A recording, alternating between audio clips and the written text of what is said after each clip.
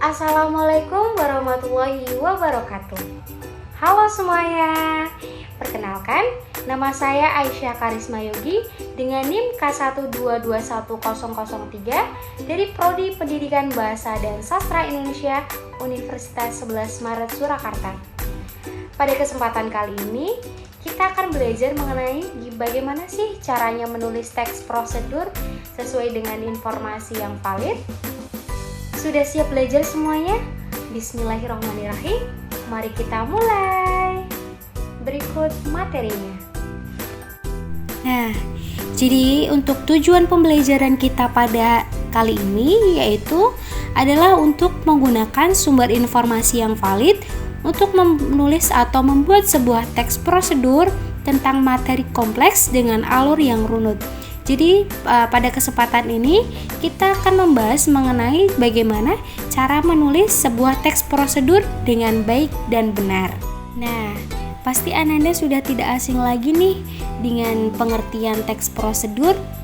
Jadi, teks prosedur adalah teks yang berisi tujuan dan langkah-langkah yang harus dilakukan agar suatu pekerjaan dapat dilakukan.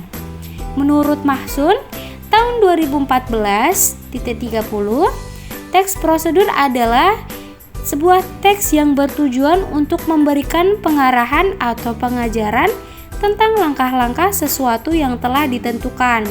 Jadi di sini teks prosedur berisikan suatu pengamatan atau percobaan.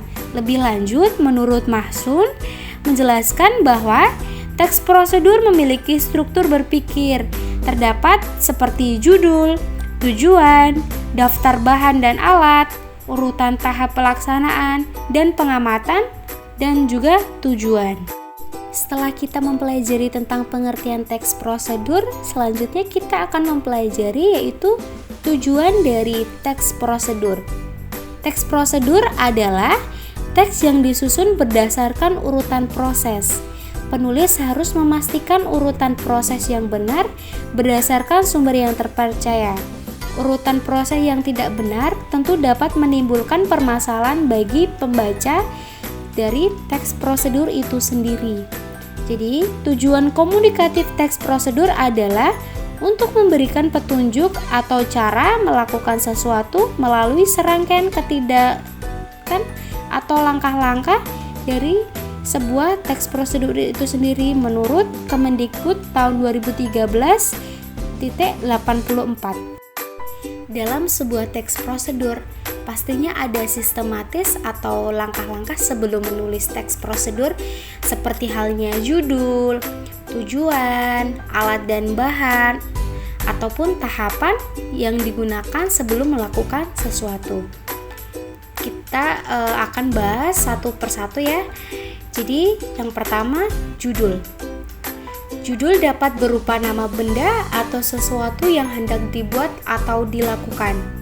Seperti halnya, contohnya yaitu cara membuat kue brownies coklat lembut, langkah-langkah menanam bunga anggrek di rumah, bisa berupa panduan membuat akun media sosial Instagram seperti Instagram, TikTok, atau media sosial yang lainnya, dan prosedur menginstal aplikasi di smartphone atau gawai kalian.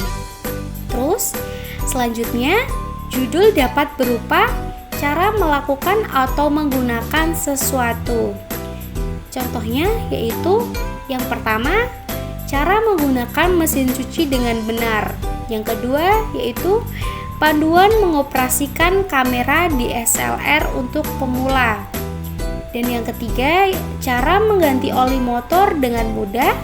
Dan yang keempat, langkah-langkah menggunakan aplikasi Zoom untuk meeting online. Dan yang terakhir yaitu prosedur menggunakan ATM untuk penarikan tunai. Selanjutnya, kita akan membahas mengenai tujuan. Jadi, tujuan di sini dapat berupa pernyataan yang menyatakan tujuan penulisan dari sebuah teks prosedur. Yang pertama yaitu tujuan penulisan ini adalah untuk memberikan panduan langkah demi langkah dalam menggunakan mesin cuci secara efisien. Dan yang kedua, Penulisan ini bertujuan untuk menjelaskan prosedur yang tepat dalam mengganti oli agar kendaraan tetap dalam kondisi optimal. Selanjutnya, tujuan dapat berupa paragraf pengantar yang menyatakan tujuan penulisan. Contohnya seperti panduan ini disusun untuk memberikan arahan yang jelas dan terperinci kepada pengguna dalam mengoperasikan mesin cuci secara efektif dan efisien. Melalui penjelasan langkah demi langkah yang mudah dipahami, diharapkan pembaca dapat menggunakan mesin cuci dengan benar sehingga hasil pencucian menjadi optimal dan mesin cuci tetap awet. Penulisan ini juga bertujuan untuk menghindari kesalahan untuk umum yang sering terjadi di dalam atau di saat mencuci pakaian, serta memberikan tips perawatan sederhana untuk menjaga kinerja mesin cuci. Jadi tujuan di sini dapat berupa penegasan atau tujuan penulisan dari teks prosedur ini, seperti itu. Selanjutnya, kita akan membahas mengenai bahan dan alat. Bahan dan alat di sini dapat berupa daftar atau rincian dari alat atau bahan yang digunakan dalam penulisan sebuah teks prosedur atau cara membuat teks prosedur langkah-langkah sesuatu. Seperti contohnya yaitu bahan dan alat untuk membuat kue brownies coklat. Jadi, bahan-bahan yang diperlukan seperti halnya 200 gram dark coklat, 150 gram mentega, 200 gram gula pasir, 3 butir telur, 100 gram tepung terigu, 30 gram bubuk coklat, setengah sendok teh vanili, dan 1/4 sendok teh garam. Dan alat-alat yang digunakan seperti loyang ukuran 20 x 20 cm, kertas roti, mangkuk besar, mixer atau pengkocok tangan, spatula, oven, saringan tepung, dan juga pisau dan telena. Jadi selanjutnya bahan atau alat dapat berupa paragraf. Tadi kan ditulis dengan rincian, dan sekarang bahan dan alat juga bisa ditulis dengan berbentuk paragraf. Seperti halnya contohnya terdapat di bawah ini. Untuk membuat kue brownies coklat yang lezat, Anda memerlukan beberapa bahan utama seperti 200 gram dark coklat, 150 gram mentega, dan 200 gram gula pasir. Selain itu, siapkan juga 3 butir telur, 100 gram tepung terigu, 30 gram bubuk coklat, serta sedikit vanili dan garam untuk menambah cita rasa. Dalam proses pembuatannya, Anda memerlukan alat-alat seperti loyang berukuran 20 x 20 cm yang dilapisi kertas roti, mangkuk besar yang untuk mencampur adonan, mixer untuk atau pengocok tangan, spatula atau untuk mengaduk, serta oven untuk memanggang brownies hingga matang sempurna. Jadi, bahan dan alat ini bisa ditulis dengan daftar atau rincian, dan juga bisa ditulis dengan sebuah paragraf atau berupa paragraf seperti contohnya yang sudah kita baca tadi. Dan sistematis yang terakhir yaitu tahapan. Jadi, tahapan di sini dapat berupa tahapan yang ditunjukkan dengan penomoran. Contohnya yaitu tahapan menginstal aplikasi di smartphone. Yang pertama, buka App Store atau Play Store. Yang kedua, cari aplikasi yang ingin diinstal. Dan yang ketiga, klik tombol install atau unduh. Dan yang keempat, tunggu proses pengunduhan selesai.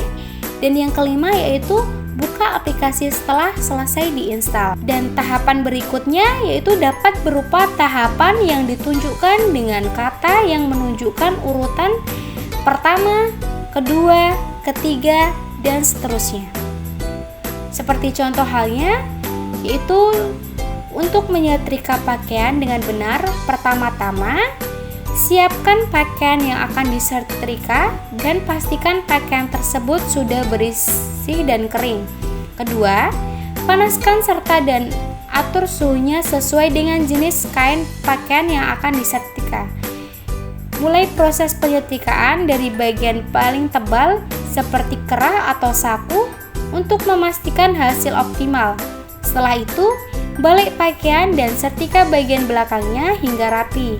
Terakhir, gantung atau lipat pakaian yang sudah disetrika agar tetap dalam kondisi yang rapi dan siap digunakan. Selanjutnya, tahapan yang terakhir yaitu dapat berupa tahapan yang ditunjukkan dengan kata yang menunjukkan urutan waktu, seperti halnya sekarang, kemudian, setelah, dan seterusnya. Seperti contohnya pada kalimat untuk menyetrika pakaian, mulai sekarang dengan menyiapkan pakaian yang akan disetrika dan pastikan bahwa pakaian tersebut sudah bersih dan kering. Kemudian, panaskan setrika dan atur suhunya sesuai dengan jenis kain pakaian yang akan disetrika. Setelah itu, mulai menyetrika pakaian dari bagian yang paling tebal seperti kerah atau saku untuk hasil yang optimal. Selanjutnya, balik pakaian dan setrika bagian belakangnya hingga rapi. Terakhir, gantung atau lipat pakaian yang sudah disetrika agar tetap rapi dan siap digunakan. Jadi, di sini ada 3 tahapan, yaitu yang pertama yang tadi yaitu tahapan berupa yang ditunjukkan dengan penomoran, terus tahapan yang ditunjukkan dengan urutan seperti pertama, kedua, dan ketiga, dan sebagainya. Terus yang terakhir yaitu tahapan yang ditunjukkan seperti urutan waktu seperti halnya sekarang, kemudian, setelah, selanjutnya, dan terakhir. Seperti itu. Dan yang terakhir, kita akan membahas mengenai kaidah penulisan teks prosedur. Menurut SEMI tahun 2007-42, setiap penulisan dituntut agar terampil menggunakan bahasa tulis. Bahasa tulis yang dimaksud adalah semua pemakaian unsur bahasa yang ejaan kata, ungkapan kalimat, dan pengembangan paragraf. Tata penulisan yang dimaksud adalah tata penulisan sesuai dengan ejaan bahasa Indonesia yang disempurnakan atau biasa disebut dengan EYD atau EYD. Tata penulisan yang sering terdapat dalam teks prosedur adalah penggunaan tanda baca dan penggunaan huruf kapital.